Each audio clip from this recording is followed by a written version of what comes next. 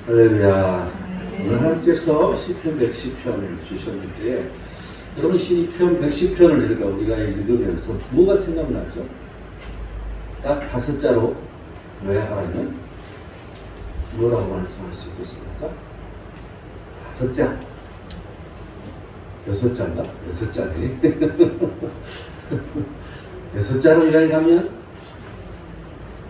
한마디로 표현해서 뭐라고 말해요?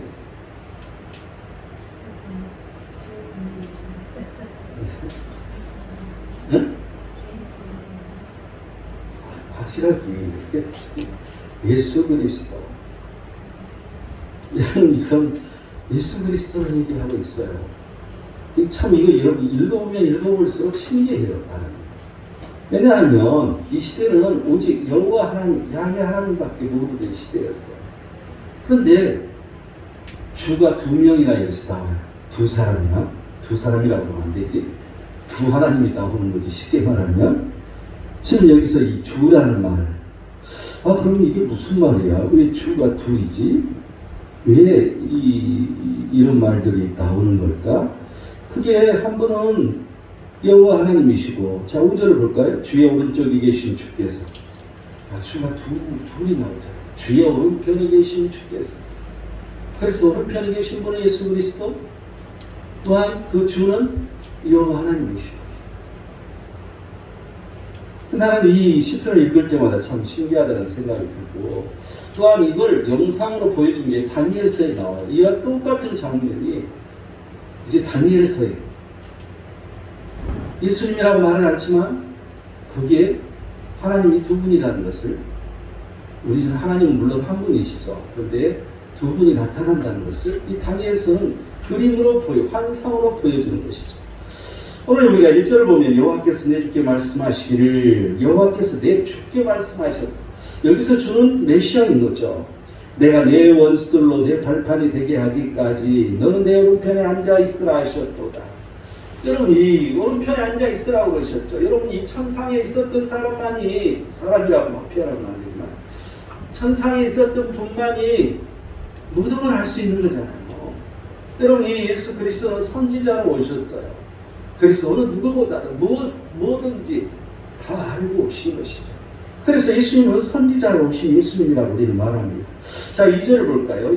여호와께서 시온에서부터 주의 권능의 기후를 내보내시리니 주는 원수들 중에서 다스리소서. 여기서 주의 권능의 기후를 내보내시리니, 여기 주는 여호와 하나님이죠. 그런데 주는 원수들 중에서 다스리소서. 여러분 이 주는 예수 그리스도 메시아를 얘기하고 있어요.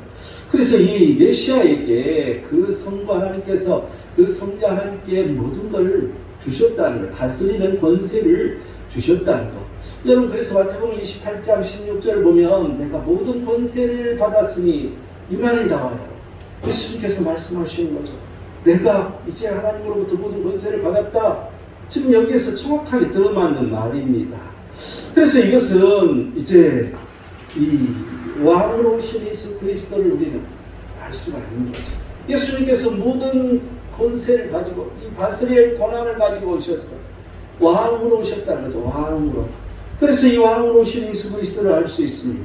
자 4절을 보면 여호와는 맹세하고 변하지 아니하시리라. 이르시기를 너는 멜기세덱의 서열을 따라 영원한 제사장이라 하셨도다. 멜기세덱의 서열을 따라서. 여러분 이게 어디서 나와요? 히브리서에서 나오잖아요. 그래서 히브리서에 보면 이 예수님은 영원한 제사장으로 오셨는데 멜기세덱의 제사장, 이걸 이어받은 거라는 걸 말해주고 있습니다. 그래서 제사장은 계속 자기 자식에게 전수되는 게 제사장이었잖아요. 그런데 영원한 제사장, 한 분이신 제사장, 그 제사장으로 오셨다고 말씀을 해주는 걸 알 수 있는데, 오늘 이 본문에서 지금 이 시편, 이 다윗의 시를 통해서 여러분 이 다윗이 얼마나 놀라운 영감이 있는 분이라는 걸 우리는 깨달을 수가 있어요. 그래서 이제 여기는 제사장으로 오신 예수 그리스도, 여러분 예수님은 왕으로 오셨고 선지자로 오셨고 제사장으로 오신 분이라는 것이죠. 이것을 정확하게 리얼하게 이 다윗은 이 시편을 통해서, 110편을 통해서 정확하게 예언을 해주는 것을 우리는 알 수가 있습니다. 또한 5절, 6절, 7절 계속해서 보면 예수 그리스도의 심판, 이제 그분께서 노하시는 날이 온다는 거죠. 여러분, 많은 성도들을 핍박하고 많은 성도들이 죽임을 당하고 많은 성도들이 고통 속에 있을 때 그 신음소리를 들으시고 노하시는 그날, 이제 그 심판의 때가 온다는 것을 말해주고 있습니다. 그래서 예수 그리스도의 심판을 이제 이 5절, 6절, 7절에서는 예언을 해주고 있는 것을 알 수가 있습니다. 이 예수 그리스도 이 권능의 날이라고 말해주고 있는데, 이 권능의 날이 예수 그리스도와 무슨 관계가 있단 말입니까? 여러분, 이 주의 권능의 날, 그 모든 걸 받았어. 그래서 예수 그리스도 메시아이신 그리스도께서 모든 권세를 받으신 것이죠.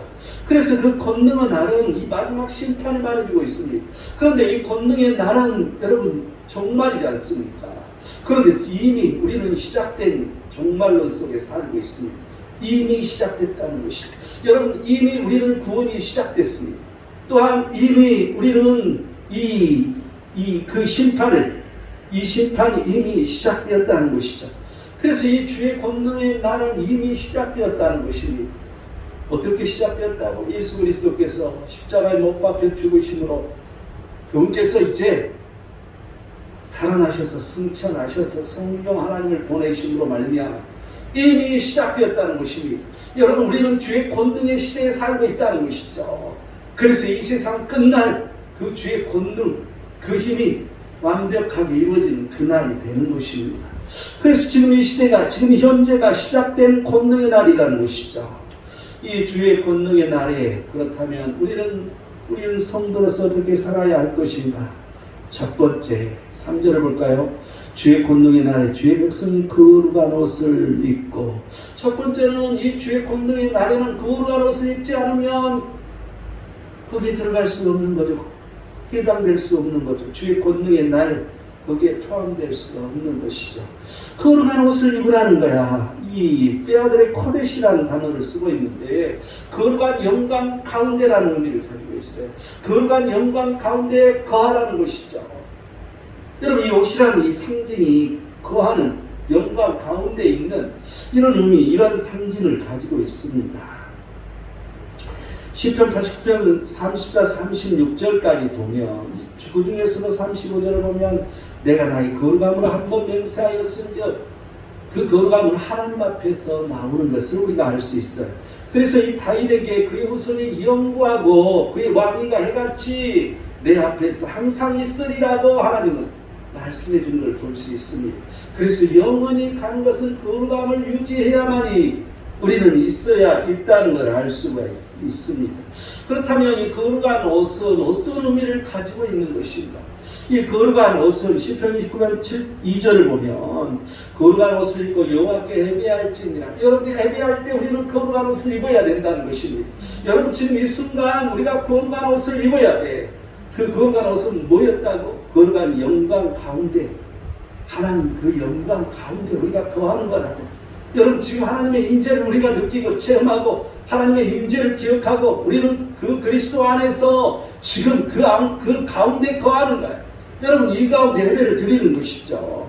또한 에스겔서 43장 12절은 성전의 법에 대해서 말합니다. 그래서 산꼭대기 지점의 주인은 지극히 거룩하리라. 성전의 법은 이러하니라. 여러분, 이 거룩함이라는 것은 성전의 법이라는 것이죠. 여러분, 성전의 법은 뭐예요? 여러분, 그리스도의 말씀이라고 우리는 볼 수 있는 것이죠.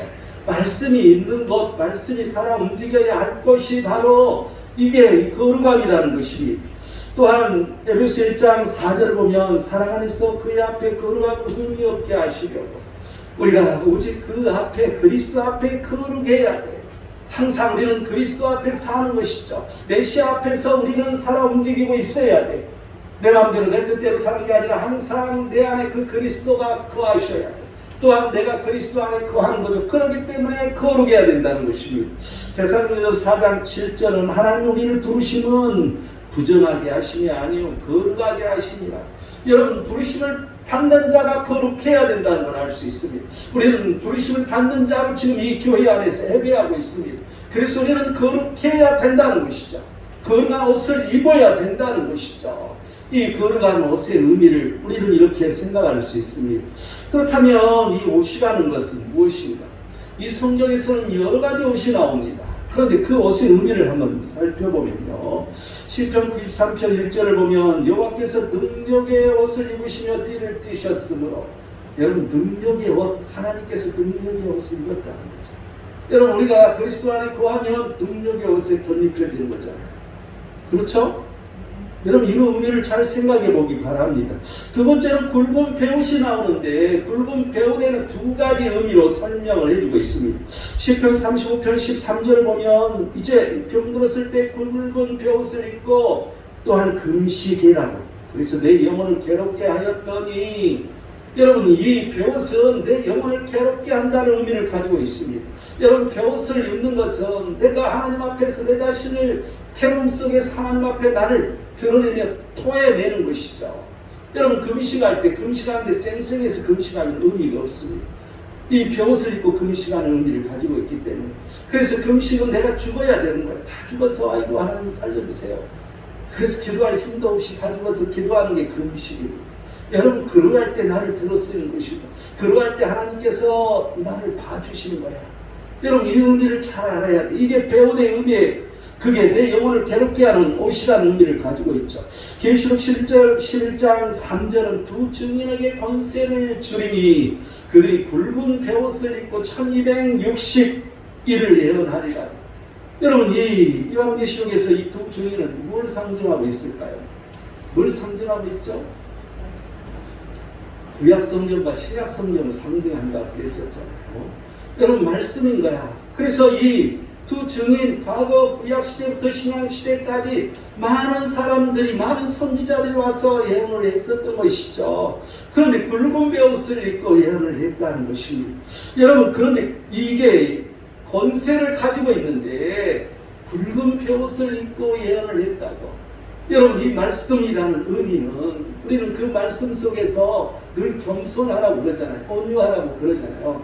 이게 굵은 배옷의 어떤 의미를 가지고 있습니다. 항상 우리가 말씀 앞에 서서 내 자신을 낮추고 그 말씀이 내 안에 들어올 수 있도록 만들어야 되는 것이죠. 그런데 내가 내 생각으로 가득 차 있어서, 여러분 내 생각으로 가득 차 있는 게 교만입니다. 항상 내가 없고 하나님으로 가득 차 있는 게 겸손입니다. 항상 내 생각으로 가득 차 있으면 그게 하나님을 싫어하신다는 거죠. 하나님으로 가득 차 있어야 된다는 거야. 모든 생각, 이런 것들, 이게 굵은 배옷의 의미라는 것이죠. 또한 세마포 옷이 나오는데 두 가지 의미로 나오고 있습니다. 이 세마포 옷은 계시록 19장 8절에 보면 빛나고 깨끗한 세마포 옷이라고, 그런데 그 세마포 옷은 성도들의 옳은 행실이라고 말해줍니다. 이 성도들의 옳은 행실이 깨끗한 것이라는 거죠. 성도의 옳은 행실이 빛나는 것이라는 것입니다. 여러분 이러한 의미, 이 세마포옷의 의미, 우리는 항상 빛나고 깨끗한 세마포옷을 입어야 된다는 이 사실. 그런데 요한계시록 19장 14절을 보면 하늘에 있는 군대들이 희고 깨끗한 세마포 옷을 입고 백마를 타고 나타납니다. 여러분 이 희고 깨끗한, 좀 다르죠. 세마포옷인데 빛나고 깨끗한 성도들의 옳은 행실은 그러한 세마포옷. 여기서는 희고 깨끗한 세마포옷, 이것은 하늘의 군대 천사들을 말해주고 있습니다. 이 천사들이 희고 깨끗한 세마포옷을 입고 백마를 타고 예수 그리스도를 따르는 장면을 설명해주고 있습니다. 그래서 예수 그리스도를 따라간다는 것은 세마포옷을 입고 우리가 따라가는 그런 의미를 가지고 있는 것이죠. 또한 피 뿌리는 옷이라는 의미를 가지고 있습니다. 요한계시록 19장 13절을 보면 그가 피 뿌린 옷을 입었는데 그 이름은 하나님의 말씀이라 칭하니라고. 여러분 이 피 뿌리는 옷이 나오는데 피 뿌리는 옷은 하나님의 말씀이라고 칭한다는 거죠. 여러분 피가 뿌려진 옷을 우리는 입어야 돼. 무슨 말이에요? 하나님 말씀으로 덧입혀져야 된다는 것이죠. 우리는 항상 하나님 말씀으로 입혀져 살고 있어야 되는 거야. 그런데 하나님 말씀과 아무 관련 없이 있는 것은, 여러분 이 삶은 죽은 삶입니다. 살아있는 생명이 아니라 죽은 생명입니다. 하나님 말씀으로 덧입혀져 있는 자만이 살아있는 생명이고 살아있는 그런 삶을 사는 사람이라는 것이죠. 그런데 우리가 살아가면서 얼마나 오직 하나님 말씀으로 덧입혀 살고 있는 것인지 여러분 생각해 보시기 바랍니다. 우리가 하는 그 모든 일들이 하나님 말씀으로 적용돼야 돼. 우리가 하는 행동 모든 것들이 하나님 말씀으로 투영해봐서 잘못됐으면 즉각 얘기하고 또한 그 말씀이 맞으면 그대로 이어가고 밀고 무리붙여서 나아가고 여러분 이 하나님 말씀으로 덧입혀지는 사람들이 되어야 되는 이게 빛뿌린 옷이라는 거죠. 요한계시록 12장 1절은 해를 옷 입은 한 여자가 있는데 여러분 계시록에 여자가 나오잖아요. 여러분 이 여자는 뭘 상징한다고 했어요? 내가 수없이 얘기했는데 잊어먹었어. 뭘 상징한다고 했어요? 여자는 여러분 하나님의 공동체를 상징한다고 했잖아요. 그래서 이 구약 시대는 이스라엘 공동체, 지금에 와서는 교회 공동체를 말하는 것이죠. 여러분 그런데 그 여자가 뭘 입었다고? 해를 입었다고. 해가 사람이 해를 당하는 해가 아니라 해 번쩍번쩍 빛나는 이 태양에 해를 입었다는 거죠. 빛나는 것이잖아요. 여러분 교회는 말씀으로 늘 빛이 나야 돼. 항상 하나님의 공동체는 빛이 나야 되는 것이죠.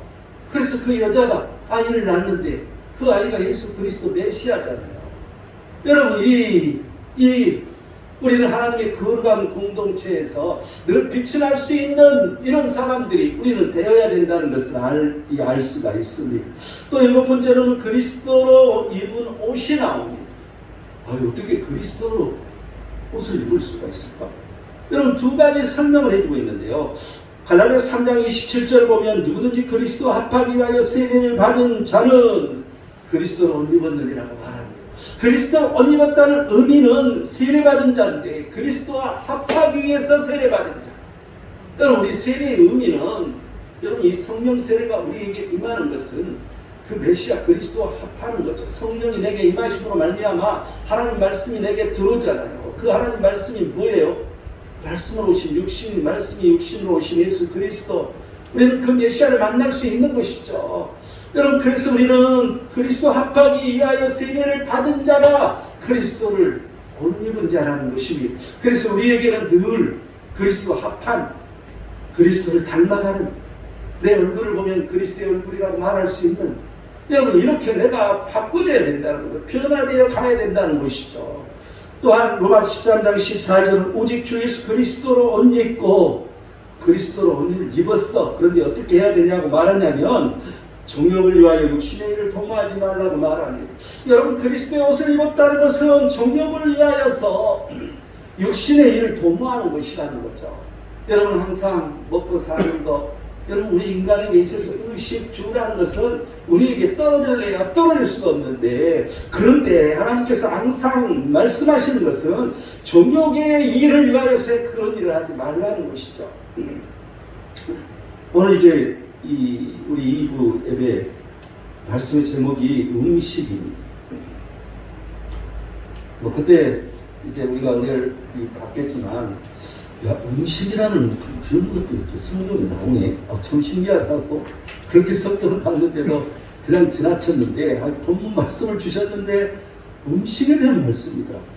그래서 야 음식 가지고 설교를 어떻게 할 수 있지? 고민을 내가 많이 했어요. 근데 참 재밌더라고. 참 너무나도 재밌는 것들이. 그 모두 정욕인 것이, 정욕하고 관계되는 것이죠. 음식이라는 것은. 그런데 지금 여기서 이 정욕을 위하여 육신의 일을 도모하지 말라. 골로새 3장 12절은 긍휼의 옷을 입으라고, 자비의 옷을 입으라고, 겸손의 옷을 입으라고, 온유의 옷을 입으라고, 오래 참음의 옷을 입으라고 말합니다. 여러분 우리는 항상 오래 참음의 옷을 입어야 되는데 근본적으로 하나님의 긍휼하심이 없으면 어렵다는 것. 오직 하나님의 자비하심 그 사랑이 없으면 내 힘으로 쉽지가 않다는 거야. 그 사랑이 있을 때 내가 겸손해지는 거고 그 사랑이 있을 때 내가 온유해지는 거고 그 사랑이 있을 때 내가 절제가 내게 와서 오래 참을 수 있는 그게 성령 열매라고 우리는 말하는 거죠. 그런 열매를 우리가 그런 옷을 입으라는 것입니다. 요한계시록 3장 4절을 보면 그 옷을 더럽히지 아니한 자는 흰옷을 입고 나와 함께 다니리니 흰옷을 입고 나와 함께 다니는 사람 흰옷이 나옵니다. 흰옷. 이 흰옷은 오직 그리스도와 함께 다니는 사람이잖아요. 또한 옷을 더럽히지 않는 사람이잖아요. 항상 옷을 더럽힘을 당하면 여러분 안 되는 것이죠. 이 옷은 말씀의 옷이기 때문에 거룩한 옷이기 때문에 이 거룩함이 손상되면 안 된다는 거예요. 그래서 이 옷을 입으라고 말해주고 있습니다. 유다서 1장 23절을 보면 그 육체로 더럽힌 옷까지도 미워야 돼. 두려움으로 긍휼히 여기라고 말해주고 있는데 그렇게 육체로 더럽힌 옷을 입고 다니는 사람을 미워하라고, 그런데 두려움으로 긍휼히 여기라고. 아니 말이 이게 그것과 그게 다르잖아요. 미워한다는 거하고 긍휼히 여기라는 거하고, 그런데 완전히 반대된 말을 동시에 취하라는 거예요. 그런데 두려움으로, 참 이 하나님 말씀 보면 재미있는 말씀이 많아요. 그잖아요. 극단적이잖아 서로. 그런데 같이 해야 돼. 그런데 우리는 해야 된다는 것이죠. 그래서 육체로 더럽혀진 옷이 나오는 것을 알 수가 있습니다. 그렇다면 이 옷에 대한 하나님의 뜻은 무엇일까? 하나님의 뜻은 요한계시록 16장 15절을 보면 누구든지 깨어 자기 옷을 지켜 벌거벗고 다니지 아니하며 자기의 부끄러움을 보이지 아니한 자는 복이 있도다. 쉽게 말하면 옷을 지켜라는 것이죠. 옷이 벗겨지지 않도록 해라는 거야. 벗겨지는 것은 수치고 벗겨지는 것은 뭐라고 그랬어요? 벌거벗고 다니지 부끄러움이라고 얘기를 했잖아요. 그래서 자기 옷을 지키라고. 이게 하나님의 뜻인 거예요. 하나님의 명령이에요. 우리는 이미 그리스도를 믿음으로 말미암아 거룩한 백성이 된 거예요. 그런데 그 거룩함을 유지해라는 거죠. 더럽히지 말라는 것이죠. 주의 권능의 날의 성도는 어떻게 살아야 하는가? 두 번째 3절을 볼까요? 3절은 계속해서 나갑니다. 주의 권능의 날에 주의 백성이, 첫 번째는 거룩한 옷을 입으라고 했잖아요. 두 번째는 즐거이 헌신하니. 여러분, 두 번째는 즐거이 헌신한 자가 되어야 된다는 것이죠. 우리가 이 세상 끝날까지 거룩한 옷을 입고 다녀야 되는데, 두 번째로는 즐거이 헌신하는 사람들이 되어야 된다는 거야. 여러분, 메시아가 오시는 그날까지 이 주의 백성들은 자발적으로 스스로 거룩한 영광 가운데 참여할 뿐만 아니라 항상 즐거운 마음으로 충성과 헌신을 다해라는 이런 의미를 지금 강조하는 표현이라고 볼 수 있습니다. 여러분, 헌신이라는 것은 무엇일까? 헌신은 우리는 뭘 헌신이라고 말하는 것입니다. 열왕기상 19장 10절을 보면 내가 만군의 여호와 하나님께 열심히 유별하오니, 이제 엘리야가 하는 말이야. 내가 하나님 앞에 열심히 유별합니다. 내가. 그래서 이 선지자들을 다 죽이고 나 혼자 살아남았어요. 내가 그랬잖아, 뻥이라고. 200명이나 살아있는데 모르고 지금 하는 얘기라고. 하나님은 다 죽이지 않으신 걸 볼 수 있는데, 하여튼 뭐가 어떻든 간에 내가 하나님 앞에 열심히 유별했다고. 여러분, 그래서 그 엘리야를 쓴 거 아니에요.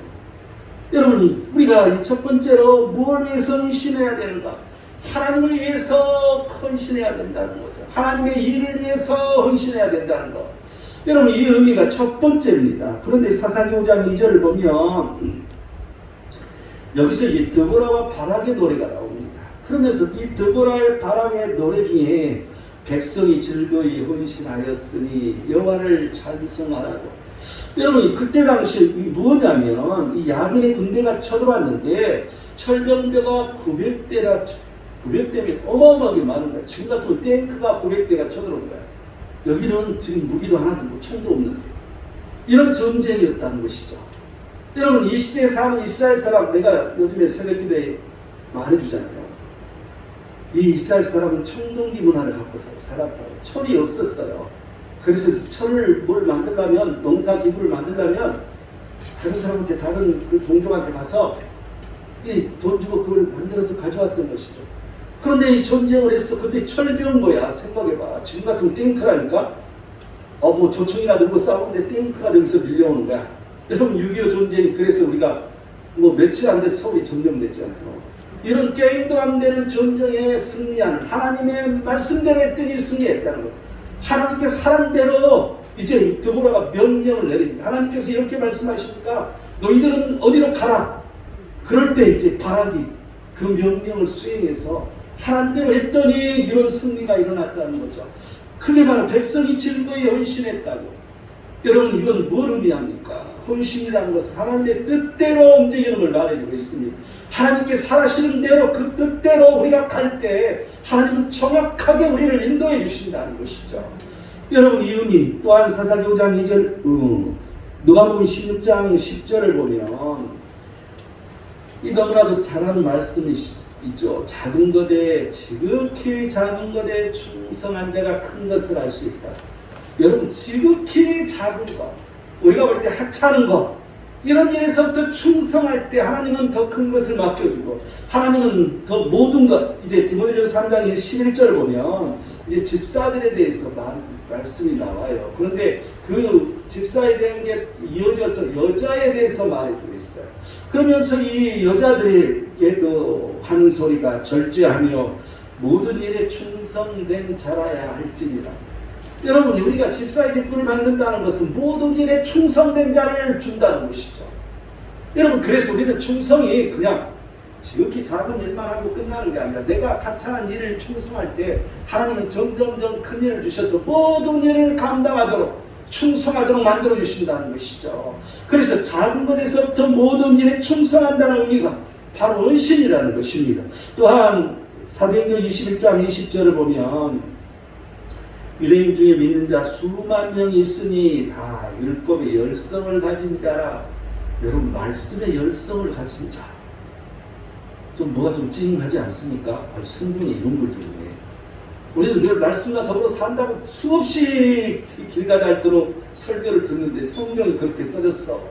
말씀의 그 율법의 열성을 가진 자. 여러분 열성을 가진 자는 뭐예요? 말씀을 그냥 읽고 듣기만 하는 게 아니라 그 말씀을 행하는 사람을 말해주고 있잖아요. 항상 말씀의 열성을 가진 자가 헌신하는 것이라는 것을 알 수 있습니다. 또한 요한복음 2장 17절을 보면 주의 전을 사모하는 열심이 나를 삼키리라. 하나님의 전을 사모하는 게 열심, 그러한 열심, 이게 바로 헌신이야. 여러분 이 하나님의 전, 이 교회를 위해서 헌신하는 자가 바로, 열심을 내는 자가 바로 헌신하는 것이라는 거죠. 그런데 그냥 열심만 내는 게 아니라 사모하는 자, 항상 하나님을 사모하고 교회를 사모하고, 여러분 이 마음으로 늘 살아가야 돼요. 여러분 과거에 우리나라에 이제 가난한 시절에 뭐 예를 들어서 뭐 피천득 박사랄지 우리나라 유명한 그런 학자들, 이런 분들이 이제 외국 유학을 갔어요. 그런데 외국 유학을 갔는데 그 사람들은 시간이 바빠서 어떻게 살았냐면 학교, 도서관, 그리고 교회, 집, 이거 얘는 아무것도 몰라, 길도 몰라. 그래서 유학을 갔다 오는데 거기가 어떠냐고 물어보면 대답을 못해. 학교 가서 맨날 도서관에서 살았어. 도서관에서. 그래 그 사람들이 훌륭한 학자들이 된 것도 다 지금 도서관에서 책만 읽고 산 거야. 자기 그 학문을 그 연구하기 위해서. 그리고 교회, 하는 길은 교회 가는 길밖에 몰라. 학교 가는 길, 교회 가는 길, 자기 집에서 이렇게 살았어요. 그렇게 몇 년을 유학 공부하고 돌아와서 우리나라 유명한 그런 사람들이 되는 그런 이름들을 우리는 알 수가 있습니다. 근데 이처럼 우리는 하나님의 그 전을 사모하는 열심이 있어야 된다는 거죠. 로마서 12장 11절을 보면 부지런하여 게으르지 말고 열심을 품고 주를 섬기라. 여러분 이 열심이라는 것은 주를 섬기는 데 쓰는 거예요. 우리가 헌신한다는 것은, 여러분 교회에서 헌신한다는 것은 하나님을 섬기는 거야. 그게 바로 하나님 앞에 헌신하는 거, 하나님을 위해서 헌신하는 것이죠. 다른 의미가 없습니다.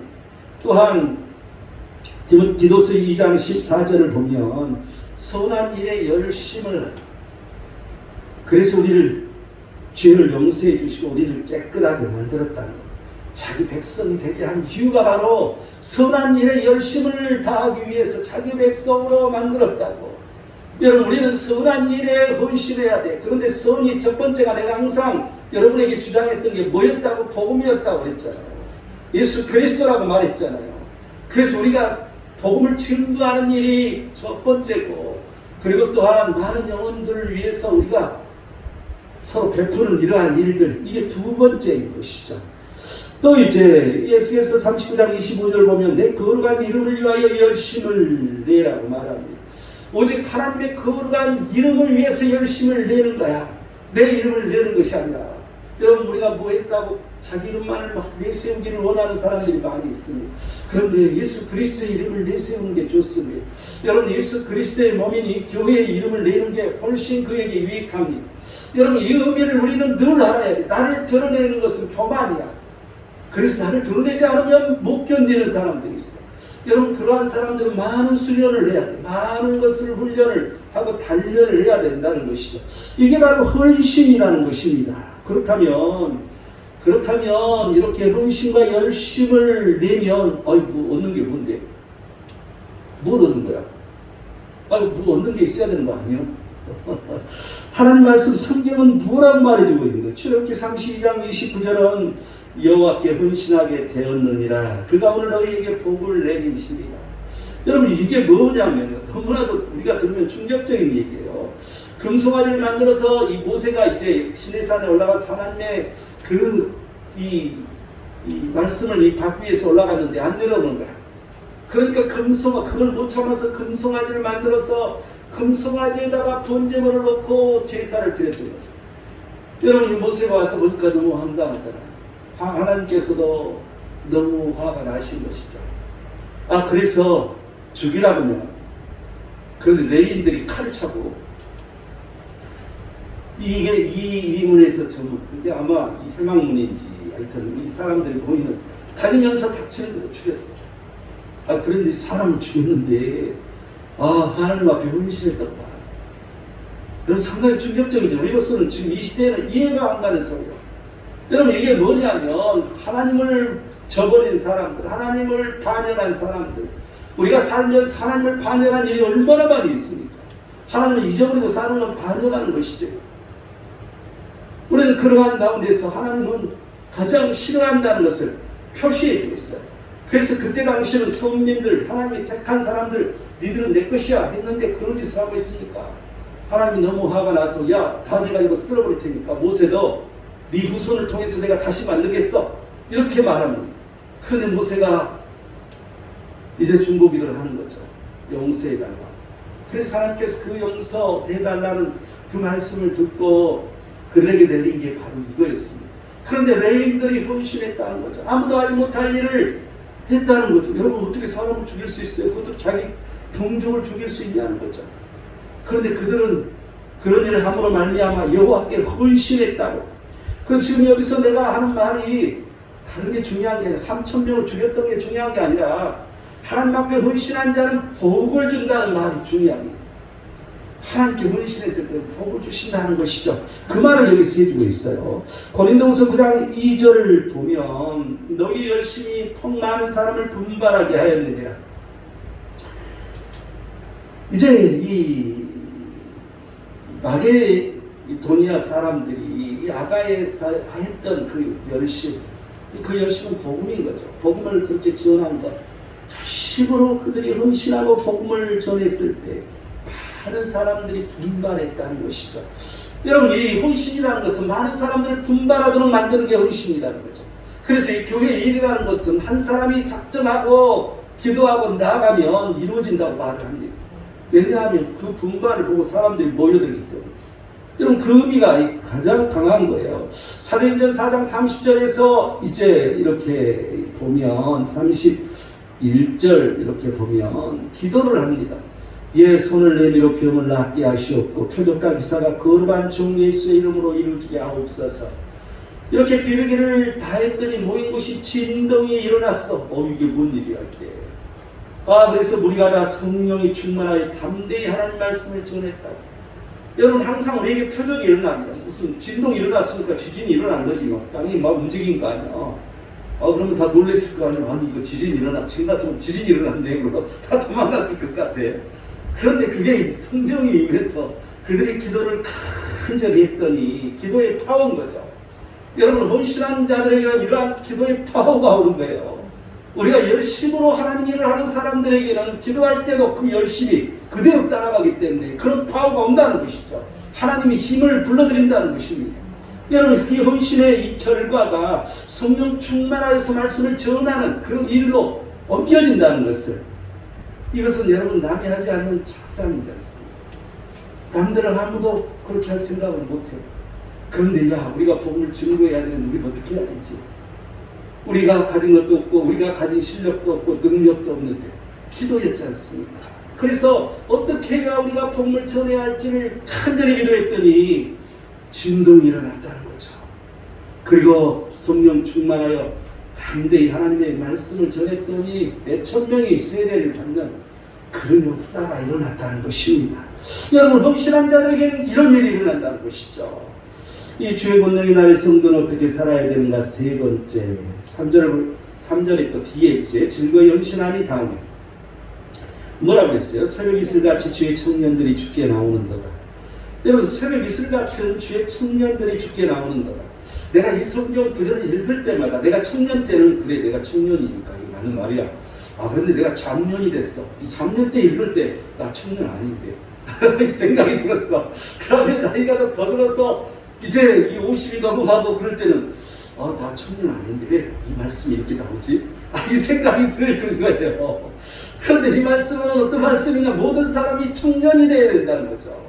청년처럼 그렇게 왕성하게 하나님 일을 해야 된다는 걸 말해주고 있어요. 하나님을 섬기는 일에. 그런 의미지 진짜 청년이 아닌 것이죠. 그래서 늘 이거 볼 때마다 내가 이 젊은 시절을 지나서 이 청년이 아닌데 어떻게 하지? 이런 생각을 읽을 때마다 이런 생각을 했던 기억이 납니다. 그런데 여기서 이 새벽 이슬의 의미는 무엇인가? 내가 이제 요즘에 운동을 안 하면 안 된다고 병원에서 이제 선고가 되어서 억지로라도 운동을 하려고 요즘에 이렇게 요즘에 저 위에 탄천변으로 길이 하나 이렇게 뚫었어요. 사람들이 이렇게 산책할 수 있는 길을 만들었더라고요. 그래서 전체를 이렇게 이 송파구 전체를 돌게끔 이렇게 그 천변을 다 이어서 만들었는데 한 4시간 반 걸린다나 그 길을 만들어놨더라고요. 근데 4시간 반 못 가고 30분이라도 안 바쁘니까 30분이라도 해야지 하고 가는데 가서 보면 이제 딱 두 가지를 내가 항상 느끼는 게 첫 번째는 달맞이꽃. 여러분 이 달맞이꽃은 다리 필 때 활짝 피었다가 이제 내가 조금 늦게 가면 다 닫아버려요. 이 다리 보내주면 닫아버리더라고. 오직 순결이 있는 거예요. 순결. 그런데 이게 처음부터 발딱 그게 펴버린 꽃이 있어. 이건 닫지를 못해. 이게 그래서 항상 그렇게 펴져 있는데 되게 못생겼어. 여러분들 여기서 보면 교만이라는 생각이 들더라고. 교만한 자가 이런 것인가 보다. 자기 잘났다고 활짝 폈는데 닫지도 못하고 근데 뭐 별 볼 일도 없어. 그런데 그 꽃이 피면 너무 아름다워요. 너무 아름다워 색깔이. 그래서 내가 이렇게 종종 사진을 찍는데 또 한 가지 볼 수 있는 것은 이 바닥이 이제 콘크리트를 해서 이렇게 멋있게 만들어놨어. 그러니까 이 평평하잖아요. 그러면 항상 아침에 이렇게 가면 지렁이들이 많이 있어. 근데 쟤들은 왜 있을까? 생각해보니까 이슬 때문이거든요. 이슬이 이렇게 가면은 이렇게 새벽에서 많이 내려서 물이 이렇게 물처럼 이렇게 흘러가니까 이게 타고 내려온 거야. 그런데 이제 햇빛이니까 짠 말라버리니까 거기서 죽는 거지, 지렁이들이. 근데 이슬이라는 것은 이렇게 물을 만들어낼 정도로 풍부하게 이슬이 많이 내리면, 그런데 이 이스라엘의 팔레스타인 지역에 내리는 이 이슬은 농사를 지을 만큼 물을 풍부하게 제공한 게 이슬이래요. 그래서 이게 어디서 왜 그런 일이 일어나냐면 남쪽, 동쪽에서는 동풍이 부는 것은 뜨거운 바람이 불어. 그런데 이 북쪽에서는 이 지금의 이 시리아 땅이죠. 헐몬산이죠. 그 헐몬산 아주 높은 산이 있는데 그 산에서 차가운 바람이 내려오는 거죠. 그래서 이 더운 바람과 차가운 바람이 만나서 이슬을 만든다는 거죠. 여러분 그래서 이 성경에는 곳곳에 그게 나와요. 하나님의 은혜로 표현돼서 나와. 그래서 그 이슬이 농사를 짓게 만드는 거니까 얼마나 정말 이 비보다도 더 귀한 것이죠, 이 이슬이. 근데 우리나라 사람으로 생각할 때는 상상이 안 가죠, 그게 뭔지. 그런데 그게 이 시편 133편 3절을 보면 헐몬의 이슬이 시온의 산들에 내린 같도다. 거기서 여호와께서 복을 명령하셨나니 곧 영생이로다. 그래서 이 새벽 이슬, 이것을 하나님의 복으로 표현하고 있어요. 하나님의 은혜로 표현하고 있는 거죠. 여러분 이 새벽 이슬의 의미는 첫 번째는 하나님의 은혜, 복. 그런데 민수기 10장 9절을 보면 밤에 이슬이 진영에 내릴 때 만나도 함께 내렸더라. 또 신명기 32장 2절을 보면 내 교훈은 비처럼 내리고 내 말은 이슬처럼 맺지는 하나님 말씀을 비유해 주고 있어요. 그래서 이 이슬이라는 것은 하나님의 은혜이고 복이고 하나님의 말씀을 의미해 주고 있는 거죠. 하나님 말씀을 통해서 복이 온다는 것을 설명해 주고 있어요. 그래서 이 새벽 이슬의 의미가 첫 번째 이렇게 생각할 수 있죠. 두 번째로 생각할 수 있는 것은 이 새벽 이슬은 매일 날마다 내린다는 거야. 그래서 물이 됐어 이렇게. 농사를 지을 수 있을 정도. 이건 뭘 의미하고 있어요? 뭘 의미하고 있어요? 성실하게 항상 새로운 영적인 백성들이 되라는 것이죠. 여러분, 우리가 새벽 기도를 드릴 때마다 나는 이 말씀이 늘 생각이 정말 이 새벽을 깨우는 사람들 성실한 거죠. 그냥 안 빠지고 해야 돼. 빠지면 안 돼. 어떻게라도 안 빠지고 새벽마다 그 하나님을 찾는, 말씀을 찾는, 우리가 요즘에 말씀을 선포하고 있잖아요. 말씀을 찾는 거잖아요. 이 새벽 이슬 같은 주의 청년이 되고 있는 거잖아요. 그런 사람이 뭐가 있다고요? 복이 있다고. 이 말씀이 있기 때문에 복이 있는 거죠. 여러분, 이 의미를 생각하면 너무나도 감동이 됩니다. 성실하게 해야 되는 거죠. 성실을 의미해주고 있어요. 세 번째는 이제 이 농사를 지을 만큼 그 양이 많다고 얘기를 했잖아요. 우리가 새벽 이슬 그러면 뭐 그냥 물이 떠내려 갈 정도로 물이 뭐 많이 생긴다는 건 상상도 못 하잖아요. 그냥 이슬 맺혀서 끝나는 거지. 내가 항상 이렇게 사진을 이렇게 찍을 때 풀 위에 이슬 맺힌 거 이런 잘 찍거든요. 내가 전에 이 앞에 있었을 때 우리 이 고등부 교사 중에 한 분이 사진 작가가 있어가지고 늘 그런 걸 찍더라고. 그래서 너무 멋있더라고. 그래서 나도 그렇게 자주 찍는 편인데, 이슬이라는 건 그냥 알맹이 하나 이렇게 생각하는데 뿔이 됐다는 것이죠. 여러분, 이런 풍족함, 양이 많은 걸 의미하잖아요. 이 새벽 이슬의 의미는 사람이 많은 걸 의미해주고 있어요. 나 혼자만 이 새벽 이슬이 되는 게 아니라 주의 청년처럼 나오는 사람이 나 혼자만이 아니라 이 세상 끝날에는 많은 사람이 나온다는 것이죠. 여러분, 이건 뭘 의미해요? 성결을 의미하고 있습니다. 여러분, 뭘 의미해요? 복음을 증거하는 걸 말해주고 있어요. 내가 복음을 증거하지 아니하고 어느 누가 예수 그리스도를 믿느냐는 거죠. 여러분, 이 세상의 자연 계시를 통해서 하나님은 살아계시다고 말하고 있지만 아무도 그 하나님에 대한 의식을 못하고 있다는 거죠. 그래서 말씀이 필요하다는 것입니다. 특별 계신 말씀을 전하지 아니하고는 하나님을 믿는 자가 없다는 것이죠. 여러분, 그래서 이 새벽 이슬의 의미 이 자체가 이 세상 끝날에 많은 자들이, 수많은 자들이 예수 그리스도 그 앞으로 나와서 그 하나님을 찬양하며 예배하는 그 장면을 연상시킵니다. 그래서 우리는 복음을 증거해야 되는 거죠. 그래야만이 그 세상 끝날이 복음 증거가 완성됐을 때 온다고. 이런 설명들이 이렇게 연결되는 것들이 다 관련들이 있는 것을 우리는 알 수 있습니다. 그렇다면 이 새벽 이슬 같은 주의 청년이 되려면 그럼 우리는 어떻게 해야 되는 것인가? 사도행전 19장 20절은 주의 말씀이 힘이 있어 흥황하여 세력을 얻으니라고 말합니다. 이 초창기 초대교회 교회 부흥은 말씀이 흥황할 때였어요. 말씀이 그냥 드러나서 막 나타나는 것. 여러분, 그래서 말씀이 능력이라고 말하는 거예요. 말씀이 그냥 읽는 지식으로 끝나는, 로고스로 끝나는 게 아니라 레마. 말씀이 행함으로 드러나는 게 레마라고 얘기하잖아요. 그래서 그 레마의 말씀을 듣고 우리가 행동을 옮겨서 그게 눈으로 보이는 거죠. 살아계신 하나님을 모두 다 만나는 것이죠. 그럴 때 교회가 부흥이 이루어졌다는 것을 이 사도행전은 이 초창기 교회를 말해주고 있습니다. 그래서 말씀에 힘이 있어야 된다는 거죠. 고린도후서 13장 4절은 우리도 그 안에서 약하나 너희에게 대하여 하나님의 능력으로 그와 함께 살리라.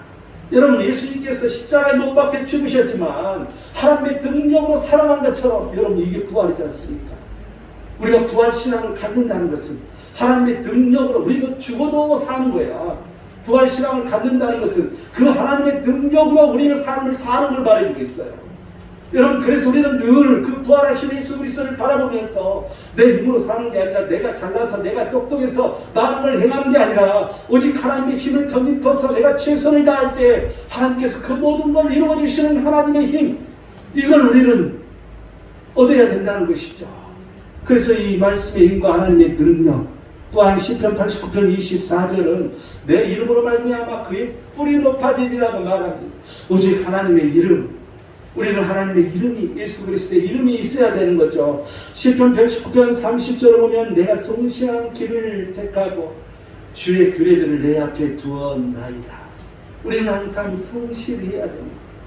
여러분, 우리가 주의 청년같이 이렇게 나가는 것은 성실한 길을 가는 것, 하나님의 이름으로, 하나님의 능력으로, 말씀의 힘으로 행하는 새벽 이슬 같은 청년이라는 것입니다. 여러분, 우리는 이러한 새벽 이슬 같은 청년으로 우리가 온전히 그 하나님, 하나님 앞에 나아가야 되는 것입니다. 결론을 맺겠습니다. 거룩한 옷을 입는다는 것. 여러분이 긍휼과 자비로 그 하나님의 옷을 입고 겸손과 온유와 오래 참음의 옷을 입었을 때 우리는 그 거룩함을 쉽게 유지할 수 있습니다. 왜냐하면 우리가 연단을 이겨낼 수 있는 것이기 때문에. 또 즐거이 헌신하자고 말하고 있잖아요. 억지 없게 오는 것이 아니라 즐겁게 하나님 앞에 나와서 즐겁게 하나님 앞에 헌신하는 걸 말하는 거죠. 이 새벽 이슬같이 주의 청년들로 하나님 앞에 나아가는 것은 우리가 항상 하나님 앞에 대충대충 하는 것이 아니라 확실하게 하는 것, 하나님 앞에 확실하게 사는 것, 하나님 앞에 은혜로 성실하게 하나님 앞에 나아가는 것, 여러분 하나님의 복을 들고 나아가는 것, 여러분 이게 새벽 이슬같이 주의 청년들로 하나님 앞에 나아가는 것이 될 것입니다. 이 마지막 이때 주의 권능의 날에 우리는 이 거룩한 옷을 입고 즐거이 헌신하고 주의 청년들로 주께 나아가는 이 세 가지를 가지고 사는 우리 모든 자들로 복되시기를 축원드립니다. 기도하겠습니다. 하나님, 하나님께서 오늘 또 말씀하시니 하나님의 영광이 우리 모든 자들에게 가득 차고 넘치기를 원하나이다. 하나님 오셔서 말씀에 힘을 주시고 하나님의 능력을 부어주시옵시고 오직 성실함으로 오직 예수 그리스도 그 이름을 높이며 찬양하는 우리 모든 자들로 축복하시옵소서. 거룩하신 예수 그리스도의 이름으로 기도드립니다. 아멘.